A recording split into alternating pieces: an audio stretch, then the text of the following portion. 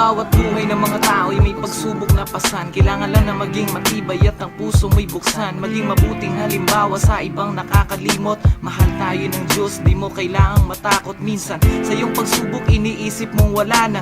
Ginusto mong lumuha at sabihin di mo kaya. Ngunit di mo inisip tumingin sa kalangitan. Mayroong tao nga alala yung tapat mong kaibigan.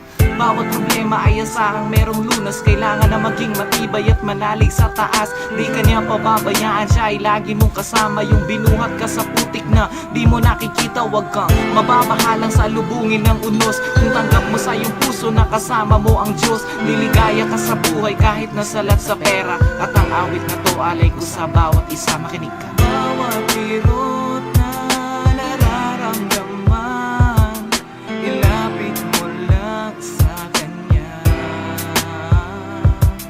Bigat ng pagsubok na pinapasan, ngunit mahal ka ng Diyos na di mo alam. At sa iyo maapong kaibigan, hangad ko ay mapayapa. Ang landas na tinataha kahit na balot ng luha ang naiwan sa aming puso, sa dibdib naming lahat. Mananatili kang biyaya na bigay ng itaas. Maaga man na ika'y binawian ng buhay. Alam kong gusto ng Diyos ang iyong maagang pagkawalay. Masaklap man na isipin sa trahedya nagtapos. Sakaling sa langit ka na makikita mo na ang Diyos. Kasama mo umaawit ang mga anghel sa hangin. Payapang paglalakbay ang lagi kong dinadalangin. Ako bilang kaibigan buong pusong may tiwalang isa ka sa mga ilaw sa likod ng mga tala. Ang luhang pumapatak maiibsan din balang araw. At naway pag-ibig mo isa sa magsilbing tanglaw, upang aking makilala at malaman ko ng lubos at matanggap ko sa aking puso na mahal ako